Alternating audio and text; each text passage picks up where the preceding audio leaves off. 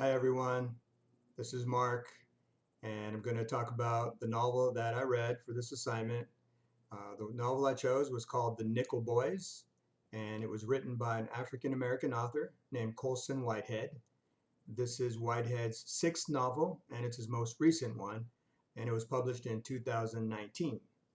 As far as a brief synopsis, The Nickel Boys is a work of fiction, and it's actually based on a true story or inspired by a true story at least. In the 1950s and 60s in southern Florida, there was a reform school for delinquent boys where they would send teens instead of sending them to regular prison for kids.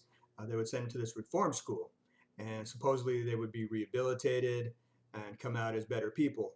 It was called the Dozier School for Boys. But in reality, it was actually more of a house of horrors, is what I would call it. The boys were abused, raped, and many of them were unfortunately actually murdered. Now, that's the true story part of it. I believe there were 81 boys that they found the remains of when they started digging in 2014. Actually, college students studying archaeology did this as a project and actually found the human remains. So they became kind of well known for that. Um, in any event, there were old men that came forward also after that used to be students there in the 50s and 60s. They're very old now. They came forward and gave interviews and told stories.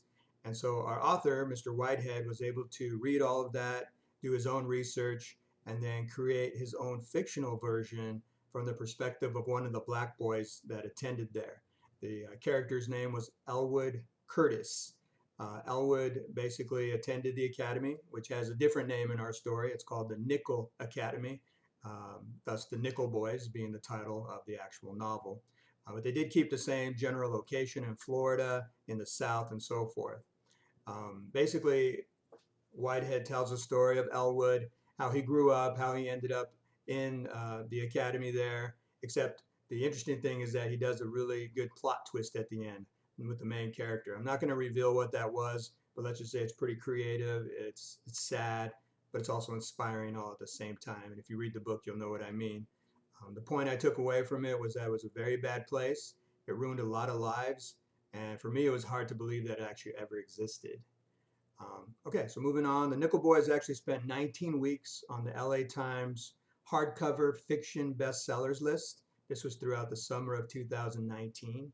And for 5 of those weeks, it was listed at number one. I'm also happy to report that I believe just 2 or 3 days ago, Whitehead won the Pulitzer Prize for Fiction for this book, and actually his second Pulitzer. And he won it for this book just a couple of days ago. So I'm sure it's going to become much more popular now that he's won that award for it. I'm sure he'll sell a lot of copies. I think the novel became popular because it's based on, like I said, a true story, even though it's a horrific one. And even though the characters he created are fictional, it does hold true to what likely happened during that era when it happened, which was the 1950s and 60s.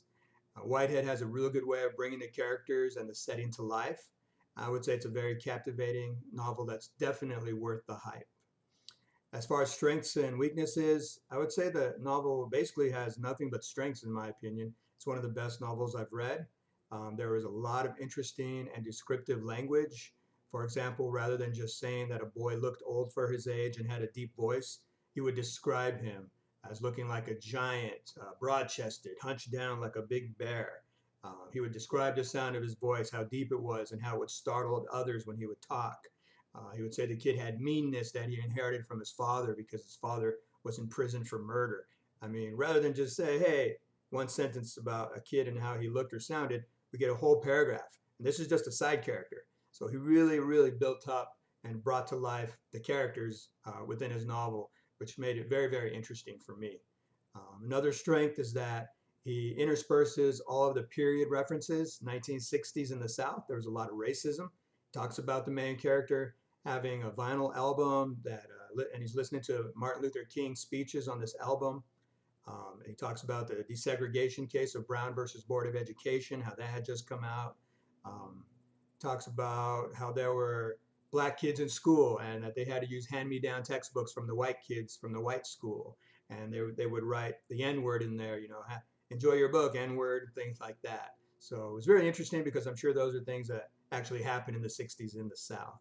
Um, so that's why I think it's an interesting novel, and those are some of the strengths. Definitely recommend you read it, even though it's fiction. It brings to life a horrific event that happened in reality. And although it may not be 100% accurate, they did take great pains in this book to be accurate to the era.